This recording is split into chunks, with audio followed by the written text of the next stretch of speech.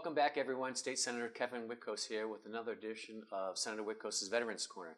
Today I'm in the wonderful town of Simsbury at the home of Petty Officer 3rd Class Len Lanza of the United States Navy. Len, congratulations on being named Veteran of the Month. Thank you Pleasure very to be much. here. Thank you for your service. It's my honor. Thank you. So let's go back to the time when you were enlisted, and right, you were not drafted. No. And so right out of high school, is that when that happened? Well, not quite. I went to Hillier College for one semester. It didn't work. It didn't work for me. It didn't work for Hillier. You know, it's funny that you say that because I'm looking at your diplomas on the wall and the number of degrees, how accomplished you are now, that sometimes people need to go to school when it's right for them, and they have the feeling. And I guess that's worked out in your case. Yeah, there wasn't now much. It's Dr. Lanza. Yeah, there wasn't much right for me at that point. Okay. So what was probably the best thing was to get away. Sure. And that's exactly what I attempted to do. So that when the first semester was over, I put in for immediate active duty. And 9 days before I was supposed to leave, it was my last night out with the boys kind of thing. Okay, yeah. Yeah, the bachelor party type of thing. We were in a serious car accident. I went through a windshield, came back, and oh boy, I got pretty badly smashed up. So to make a long story short, it took Uncle Sam 6 years to find me physically fit for active duty, during which time I had to go to a naval installation every year for complete physical and so forth and so on. In fairness to Uncle Sam, there was also a significant period of deferment time in there because I had gone back to college. Now, how does that work? Because you were a member of the United States Navy, but you had gotten into an accident. So did you already take your oath of office? And no, I hadn't been sworn in. I hadn't been sworn in yet. But I had reached the point where there was no going back. No turning back, right. No going back. So that after several years, they had to discharge me and re-enlist me simultaneously for the convenience of the government. Sure. They re-enlisted me before they discharged me on the spot. And no red tape there. No. So that I'd have sufficient time to do my active duty. Okay. And so I managed to complete Central after 5.5 years, during which time, for the most part, I was working full-time in the factory. You know, how did that work with you, with your parents? Their son's 18 years old, he goes off to college, and then did you get a phone call, or did you come home after the first semester and say, you know, school's not for me, I joined the Navy? No, my parents were different culture. One was Italian, the other was French, and they were each from what I'd call a different culture. Okay. And they were never involved in any decision to go to school or not to go to school. I was the first person in my family ever to graduate from high school. Wow. So, and that included aunts and uncles and well, all the rest too, and my brother. My brother quit high school. Then he quit trade school. Mm-hmm. He was assisted in that decision to quit. And he went into the Navy when he was 17. Right. Wow. So I was pretty much following in his footsteps.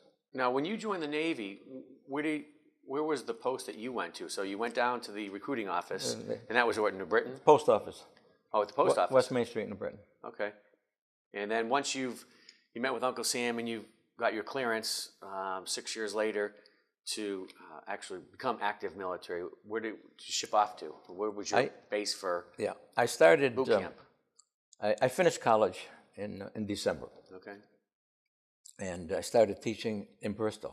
I was a 7th and 8th grade English teacher and a baseball coach in Bristol in 1961, January 1961. And I got orders to active duty in April, telling me that I was going.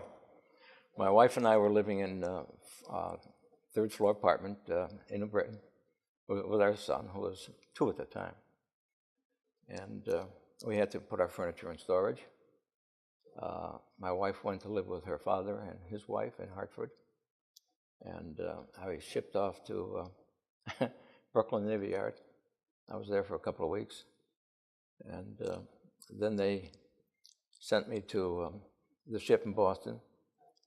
From there, I almost immediately went to Naval Justice School in Newport. Now, did you get to choose what you wanted to do when you, because you were an enlisted man, they didn't say, Len Lanza, come in here, you're drafted, you're assigned here. you didn't get a kind of a scope of, I want to be a radio man, I want to be a cook, I want to be an engineer. That's what we call the dream sheet, Kevin. Okay. Yes, I got that. Yeah, I don't know why, but Everything was checked off except for... I don't know why, but I got it. By way of example, I put in for 3 small ships, destroyer escort, destroyer leader, or overseas shore duty in France or Scotland. I wound up on a guided missile cruiser out of Boston. Okay, makes sense, the right? second largest ship in the Navy. So that's the dream sheet. Sure. Yeah, they don't pay much attention to Okay. those. There was no legal yeoman. There was no court reporter on the USS Boston. That was a ship with 1,200 men, Okay. 120 officers, and 1,200 enlisted men. And it was a flagship. They needed a court reporter, a legal yeoman, which is why they decided to send me. I had background that told them I might be qualified because I had graduated from college. I was an English teacher. Those kinds of things were important in that field. Right. So. Interesting, because we interviewed a JAG officer, and he shared with us, sometimes you're the prosecutor, sometimes you're the defense attorney, and you kind of moved around. Now, for the yeoman's position, did they try to have one on every ship? Is that what you're saying? Well, we had 5 guys in the legal office on the Boston. 5 of us. What are you, rabble-rousers? You needed 5 of you? Well, but not only do we have to handle the cases for that ship, but others. Okay, that were assigned to that? Around us. Okay. Yeah, there were 5 of us. Every one of us was married. We ranged in age from 20 to 25. One of the other guys had finished college. And it was an interesting mix of guys. We got along well. And when I was in Naval Justice School, I make a long story short again, bottom line, I finished 3rd in the class. I had just gotten in the Navy. I didn't know a thing about naval justice.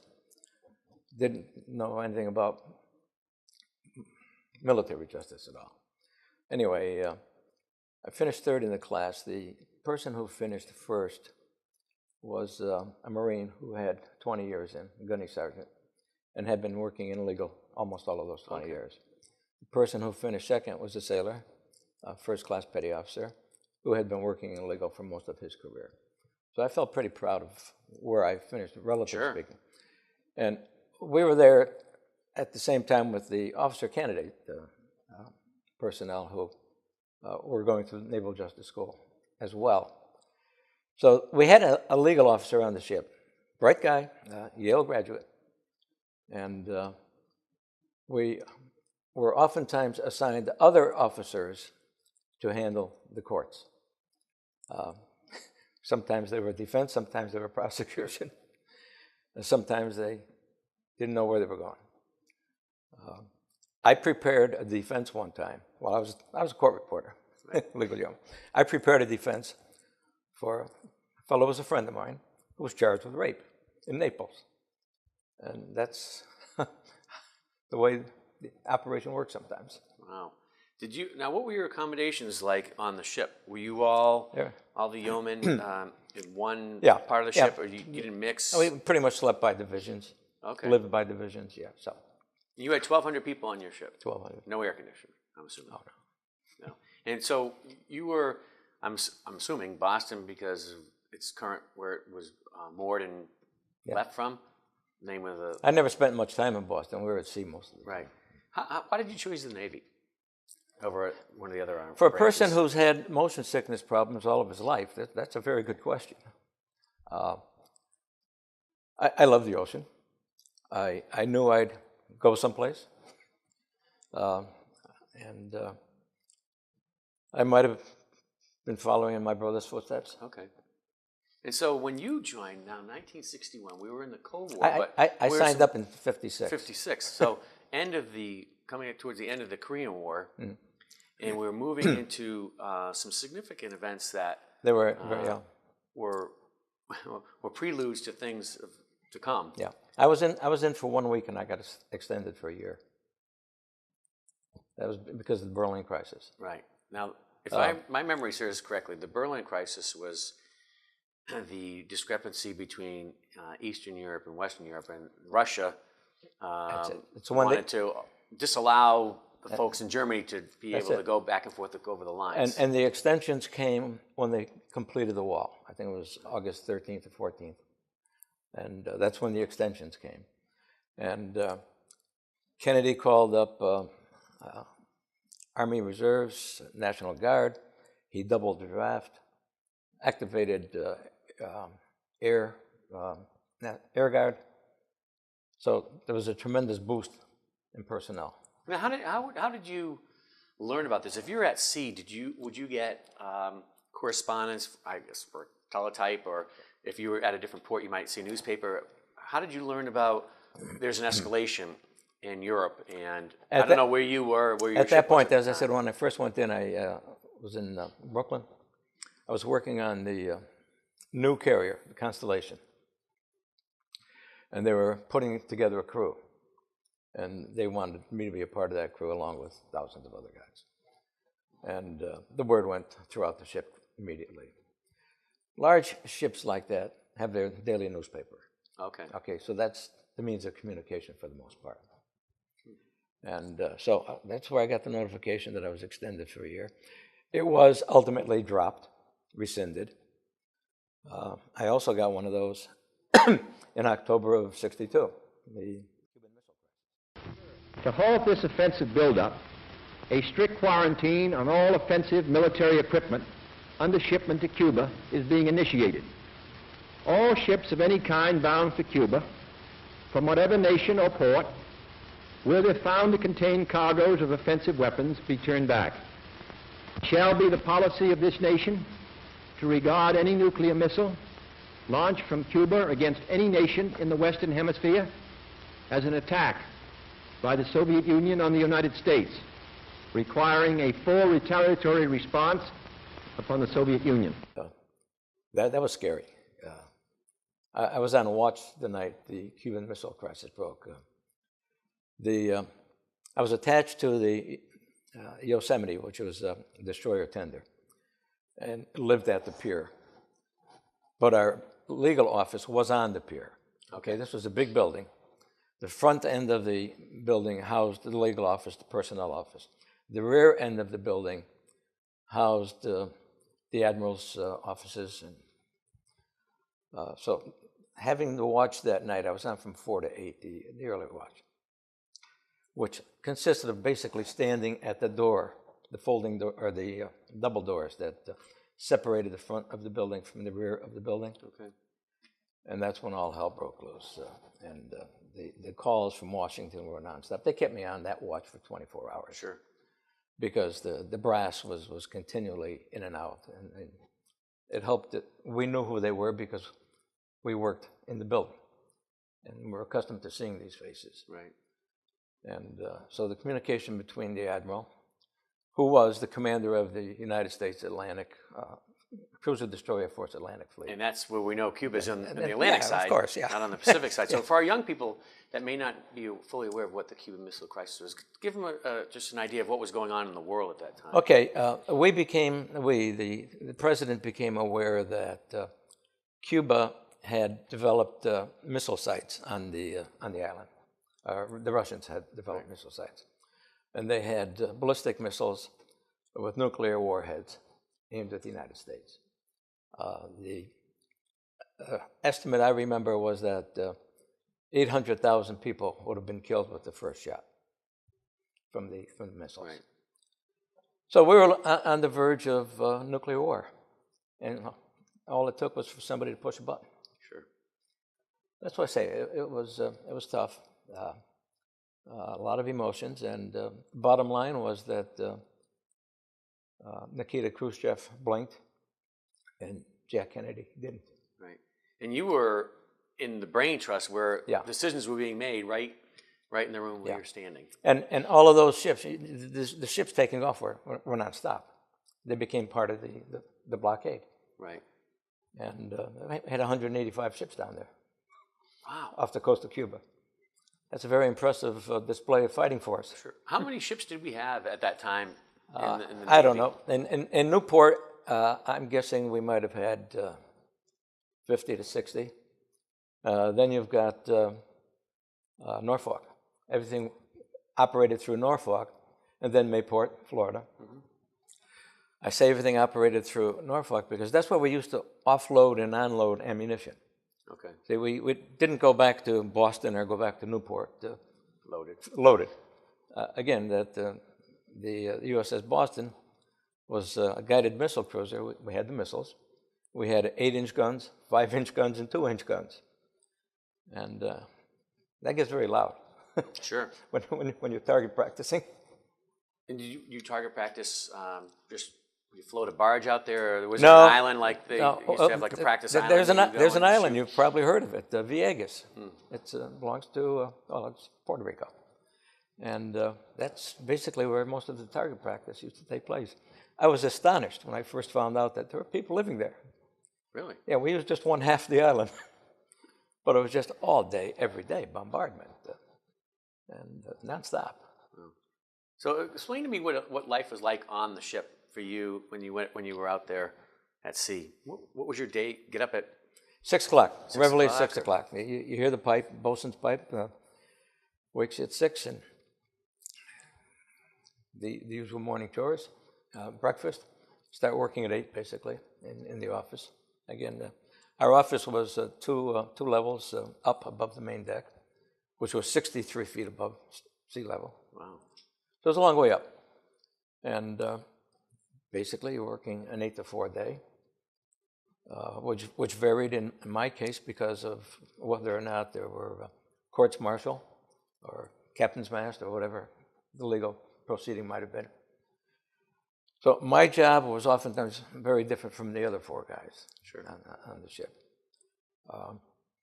And when I made the move from the Boston to Newport, I also had to work on some of the other ships, some of the smaller ships, where they didn't have a legal yeoman. Now, so explain, we talked about that off camera a little bit, about the merger of, or was it the different ports or the fleets together?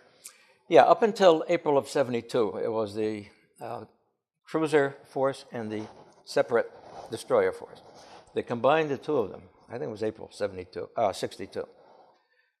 72, I'm sorry. I'm thinking when I made the switch. And it was 62. They became the cruiser destroyer force, U.S. Atlantic Fleet. In 72, they moved it down to Norfolk. That's where the 72 came from. So the admiral that I worked for was in charge of all those cruisers and destroyers. Now, and you shared with me that you worked on the flagship, and the flagship is the ship that's designated where the admiral has his office, I guess, or his base. Yeah, they fly a separate flag so that everybody around knows it's the flag. It's the admiral. What does that mean? You get to go first in line if you're going in somewhere? That means everybody's got to be nice. Yeah. If the ship was out, I guess at the time, enemies, would they ever take the flag down, just so they wouldn't be able to identify where the commander was? I can't say that I know that for certain, but that would be my guess. Sure, I would. Yeah, I think so.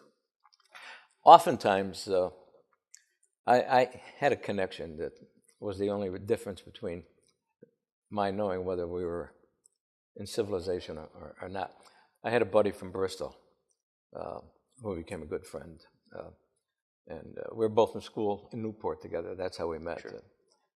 And he worked on the bridge. He was a signalman. Okay. So he knew where we were. Sure.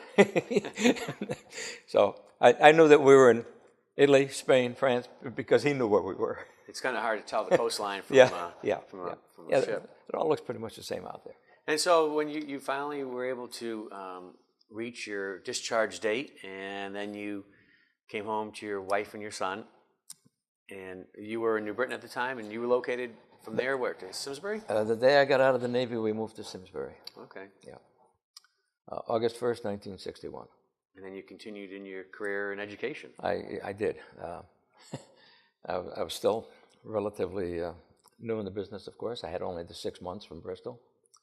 I got credit for my 2 years military time, and started graduate school immediately, completed my master's in 3 years, and Then after that, my 6th year, and then I took sabbatical leave from Simsbury, from the principalship, moved the whole family down to Florida, Tallahassee, and completed my residency requirements down there. Had a teaching assistantship, taught at the university for the year in the ed leadership department. Got a head start on my doctoral dissertation. Had it approved while I was there, the prospectus, and had my supervisory committee established before I left, and came home and worked around the clock, basically. When I wasn't working at a job, I was working on my dissertation. And you're still giving today. I saw some of the organizations that you're affiliated with back to the veterans. Oh, very much so, very much so. I've been very, very, very involved with the Veterans of Foreign Wars, as well as the American Legion, for about 20 years now. That's fantastic. I've gone through the list of offices. Served most recently as the commander for 4 years of the Veterans of Foreign Wars. And I'm tremendously proud to be able to say that I was largely responsible for the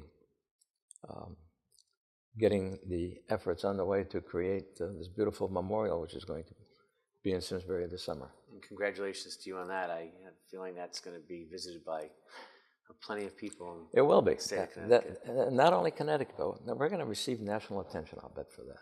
That's great.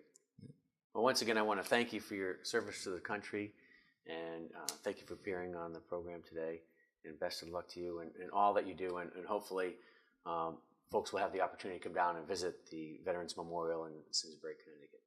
That's all for today. We'll join in next month as we visit another episode of Senator Witkos' Veterans Corner.